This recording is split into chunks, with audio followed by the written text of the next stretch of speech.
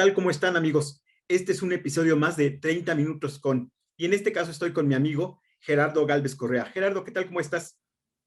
Enrique, qué gusto saludarte. Muy buenas noches. Pues no nos hemos podido darle el abrazo de Navidad, de cumpleaños, de nada, caray, por esta pandemia, pero me da gusto verte, Gerardo. Lo mismo digo, qué placer poderte saludar, aunque sea a través de una pantalla telefónica. Así es. Has estado seguramente llenísimo de trabajo en esta larguísima cuarentena. Pues sobre todo durante los fines de semana, que es cuando me toca estar en hospitales. Sí.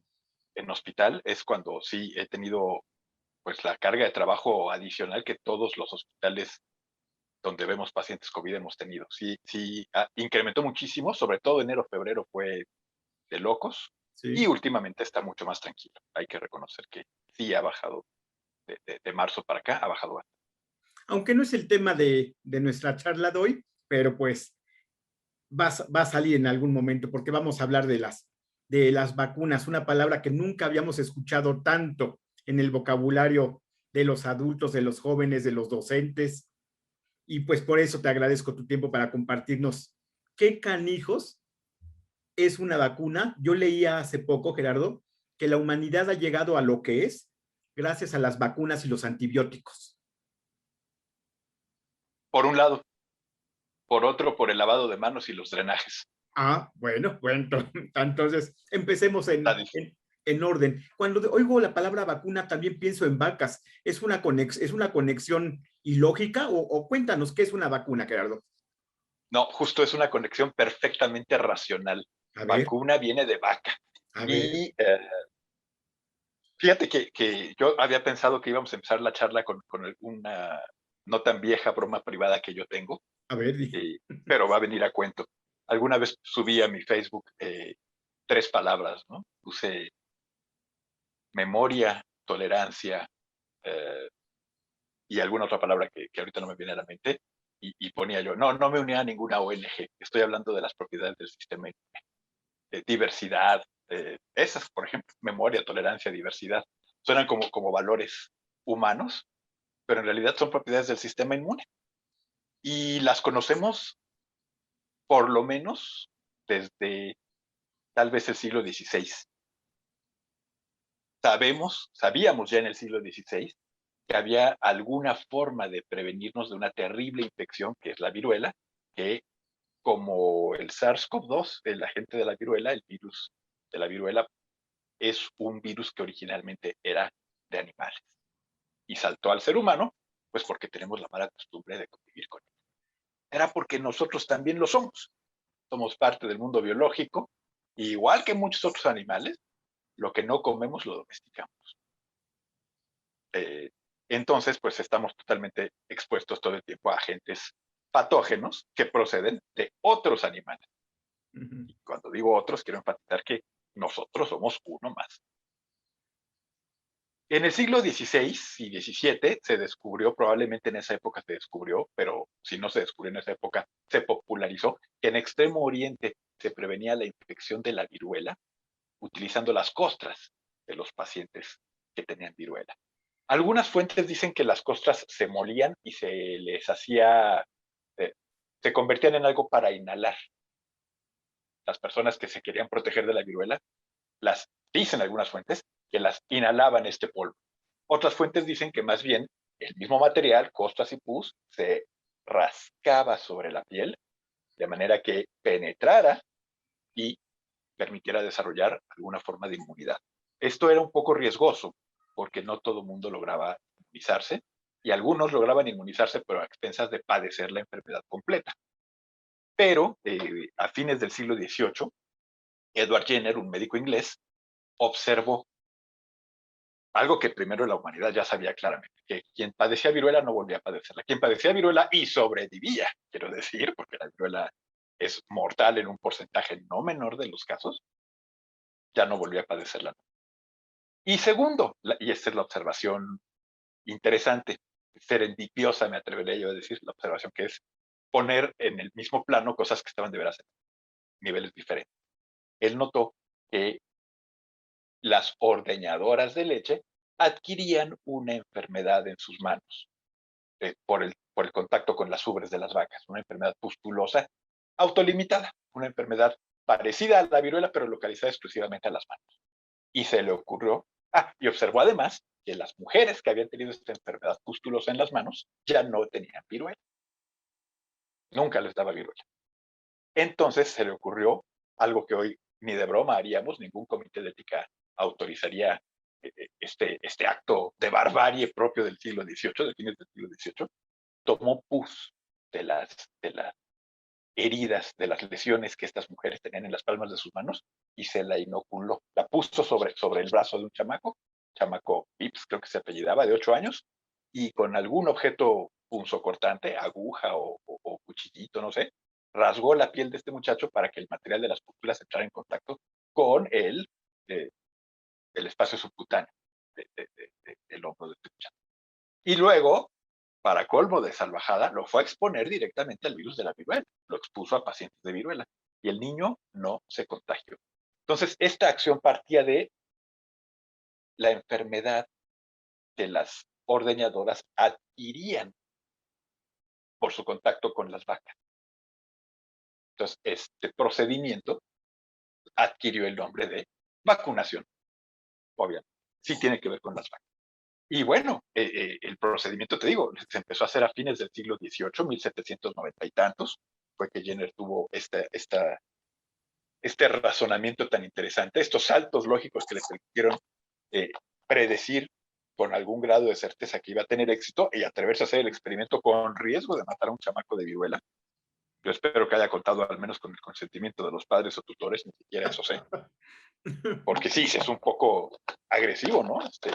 Vamos a hacer algo que nunca se ha hecho con animales, primero que nada en seres humanos, y luego lo exponemos directamente al agente patógeno. Es una salva. Hoy ni de broma lo haríamos, ¿no? Es un atentado a los derechos humanos, pero que tuvo un resultado venturoso, favorable para la humanidad completa. Habría 2 anécdotas que contar más sobre esto que me parecen muy valiosas. La primera, obvia, es que la Organización Mundial de la Salud declaró a la viruela extinguida, erradicada, ya no da viruela en 1980. Es la única enfermedad que hasta donde yo sé hemos logrado erradicar por efecto de medidas preventivas por completo del globo terráqueo. Y si queda virus de la viruela en el mundo, queda en reservorios, seguramente vigilados por militares, en algunas de las grandes potencias, seguramente en la ex Unión Soviética y en Estados Unidos. Pero nadie padece hoy. Tus hijas y mi hija ya no tienen en el hombro la cicatriz que seguramente tú tienes y que yo tengo, que nos dejó la vacunación contra la viruela. Esa es la primera anécdota interesante. Sí, La vacunación es algo, no sé sí, tú qué opinas, es no, no. fascinante, es tan efectivo que ya no vacunamos a los chamacos. Ya, ¿para qué? Y la segunda cosa interesante es que, aunque no conozco detalles, te puedo contar que si la vacuna se desarrolló a fines del siglo XVIII, en la última década de los 1790, en la década de 1790, ¿cómo le haces para llevarla al nuevo? O sea, no había un producto biológico estandarizado, purificado y que se conservara en refrigeración, porque no había refrigeradores, entre otras cosas, que pudiera hacer el viaje intercontinental de Europa, de Inglaterra, Sí. hasta América. Y sin embargo, la vacunación se aplicó en América también de manera relativamente temprana, durante todo el siglo XIX. ¿Cómo hacías para transportar eso? Pues usando la misma técnica de Jenner, tomando a una persona que tuviera pústulas, que tuviera las lesiones propias de la viruela, tomando el material, la pus de plano, de esas pústulas, e inoculándola en otra persona. Y así fue como el doctor Balmis se trajo la vacuna de la viruela de España a América, con un grupo de chamacos huérfanos a los que por pares se les iba inoculando la vacuna durante el viaje por mar transatlántico, y cuando desarrollaban las lesiones se les tomaba y se inoculaba a otros 2 muchachos. Se hacía de 2 en 2 por si alguno no le prendía la inmunidad, no desarrollaba las pustulitas propias de la vacunación, no las de la enfermedad completa, sino las de la vacunación. Y así se la fue trayendo. De chamaco en chamaco, para vacunar desde, tengo entendido que desde las costas de Texas hasta las de la Patagonia. Y una expedición transatlántica y luego a lo largo de toda la costa oriental de América Latina, de América, para traer ese beneficio. Una anécdota digna de una miniserie o telenovela.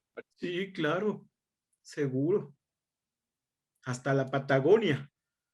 Hasta donde tengo entendido, sí, o por lo menos hasta las costas de, sí, sí, Bueno, de Sudamérica, sin duda, eso sí, ujú. eso sí. ¿Cómo funciona actualmente una vacuna? Tú no me has planteado el origen.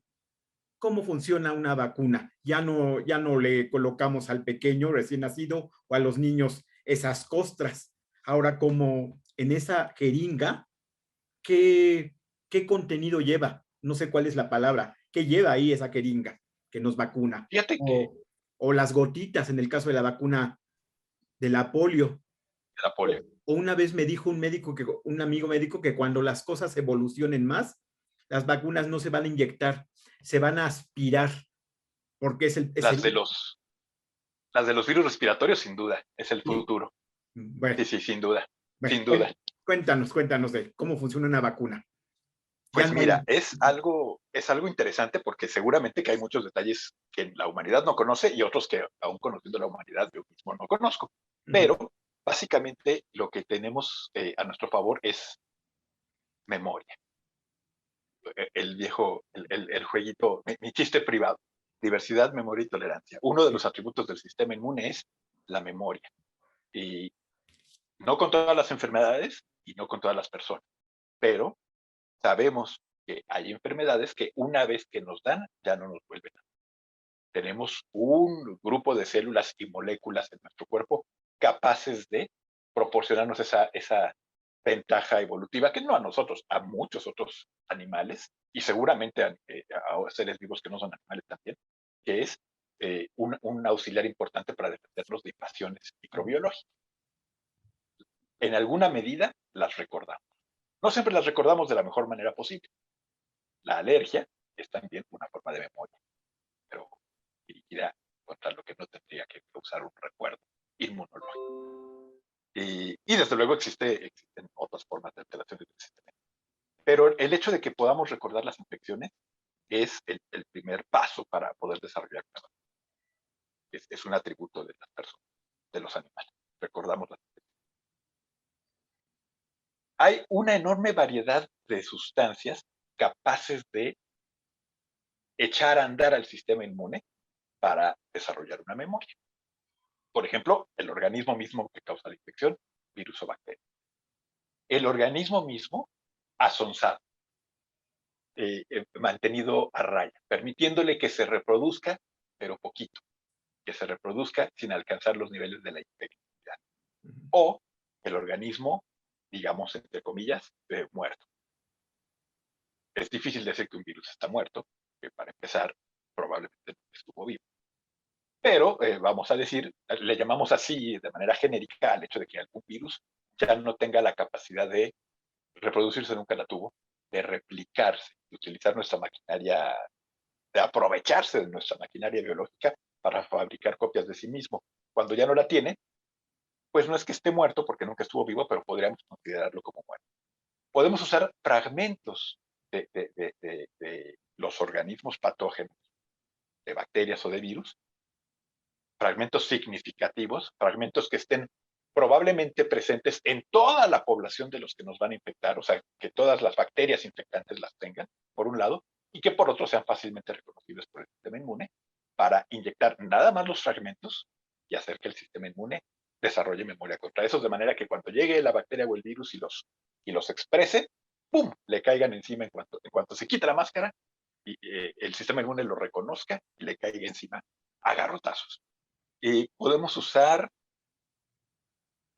ácidos nucleicos, podemos usar fragmentos de ácido nucleico de información genética para que nuestras propias células fabriquen un pedacito del agente patógeno enemigo y se lo enseñen a las células identificadoras del sistema inmune De ya, manera que el sistema inmune se aprenda esa combinación como algo ajeno, y cuando, ahora sí, la célula infectada por un virus o la bacteria enemiga enseñen en el mismo fragmento, el sistema inmune diga, yo a ti ya te conozco, y le caiga encima. Y algunas otras estrategias que seguramente, fragmentos de proteínas inactivadas por desnaturalización, es decir, proteínas que les cambiamos la forma, pero que siguen teniendo la misma secuencia. sí, Un ejemplo de desnaturalización, la gente, yo mismo creo que es complicado entender el concepto de desnaturalización de proteínas, pero un ejemplo de desnaturalización sería cocer un huevo. La clara del huevo no es exclusivamente, pero tiene muchísima proteína albúmina, creo que el 70% o algo así. Eh, y cuando la cocemos, sigue siendo albúmina, pero ya no tiene la misma forma. Sigue teniendo la misma cadena lineal de componentes, pero están ahora acomodados de una forma diferente.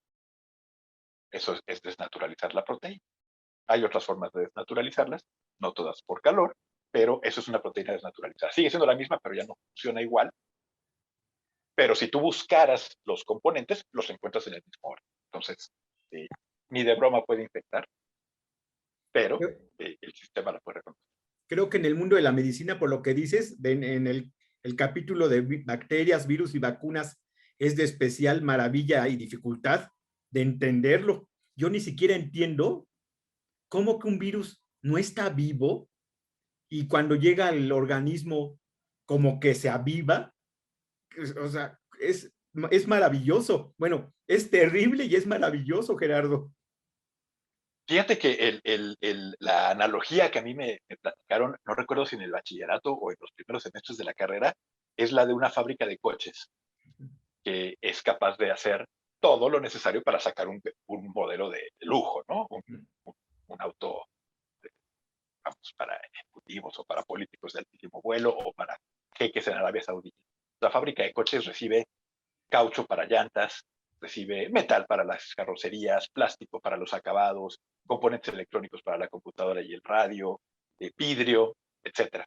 Y tiene toda una fábrica y obreros especializados en modificar esas materias primas para convertirlas en lo que el coche necesita. Entonces, si hubiera una invasión subrepticia, así secreta, a través de un hoyito en la pared de la fábrica, y se metieran enemigos a esa fábrica y fueran sustituyendo a los obreros poco a poco, de manera que nadie se diera cuenta, y aprovechando los suministros de materia prima que la fábrica usa, fabricaran tanques de guerra en vez de coches de lujo. Y llenaran la fábrica de tanques de guerra hasta que ya no cupieran ni uno más y las paredes de la fábrica se cayeran literalmente y salieran cientos o miles de tanques a invadir fábricas semejantes allí cerquita. Tendríamos una analogía un poco burda, pero Va, no falsa, pero francamente. burda, pero didáctica. Le Didáctica entendí, de lo que un virus le hace en entendí, una célula. le entendí. El virus Ya, no tiene la capacidad por sí solito de ya, fabricar el tanque, tiene que invadir a una célula, de replicarse a sí mismo, tiene que invadir a una célula para replicarse. No se reproduce como sí. la célula que solita es capaz de partirse en dos. Pues no hay madre e hija realmente, esos son conceptos que nos sirven para describir lo que pasó, pero en realidad no es lo que pasó, porque más de lo que tenemos es donde había una, ahora hay dos idénticas, es como, pues sí, es clonarse lo que hace la célula. Pero el virus hace lo de la fábrica invadida. No tiene con qué, por eso decimos que no está vivo, porque por sí solito estaría ahí sin hacer nada. Pero invadiendo una célula, no se reproduce porque no utiliza su propia maquinaria metabólica, no tiene prácticamente, o tiene muy poquita maquinaria metabólica, pero aprovecha la de la célula porque sí trae información. Lo que deja caer en la fábrica son ingenieros, Sí. gente que sabe, fragmentos de información genética que sustituyen a la información genética de la célula, aprovechando la misma maquinaria para hacer el destrozo. Entonces, por eso algunos preferimos decir que los virus no están vivos. Ya, entendido. ¿Cuánto tiempo, que es una de las preguntas que flotan en el ambiente con esta pandemia, cuánto tiempo se requiere para elaborar una vacuna? ¿Hay un promedio y de qué depende esta duración, Gerardo? Híjole, es casi imposible dar una respuesta puntual a esa pregunta. Mm. ¿Tú te acuerdas cuándo empezó la infección por VIH? ¿Cuándo el mundo empezó a conocer al VIH? En los 80s. ¿sí? Seguramente No, en 1980. sí, el caso uno en San Francisco, California, es Sí. sí, No 80. sabemos si antes ya existía. No, ujú, Yo ujú, por ahí hay un librito muy simpático que se llama Historia del SIDA. No te puedo decir el nombre del autor porque es impronunciable. Este, es complicadísimo el nombre. Y recuerdo que mencionaba algunos ejemplos de algo que podría haber sido SIDA antes del siglo XX incluso. sí. Mencionaba un artículo en una revista mexicana de los años 40, si no recuerdo mal, y por allí debo tener una copia del artículo, porque me fui a buscarlo al Instituto Nacional de Cardiología, a la revista del Instituto Nacional de Cardiología, y pude fotocopiarlo, que describe sarcoma de Kaposi intracardíaco. En un caso, un paciente. Sí. Ese probablemente no era SIDA, no era VIH, pero y dice este autor, y sé que no es muy falaz, que más bien es bastante confiable, porque la referencia que él da de este artículo la pude localizar y corroborar que era cierto lo que él decía, que en Nápoles en el siglo XIX hubo una pequeña epidemia, digamos, ¿no? Pero que hubo varios casos escritos de sarcoma de Kaposi en pocas décadas. Y parece ser que Nápoles era a la Europa del siglo XIX, lo que Puerto Vallarta es al México del siglo XX o XXI. Un resort frecuentado por personas que tenían complicaciones. Entonces, este autor supone que a lo mejor en algún momento de la historia la humanidad ya conocía el virus, pero son las últimas décadas del siglo XX las que favorecen la diseminación masiva del virus. ¿Cierto o no? El caso es que conocemos al VIH, conocemos a la enfermedad desde 1980 y al virus por lo menos desde 1990. Y es la hora que no tenemos una vacuna efectiva. ¿Por qué?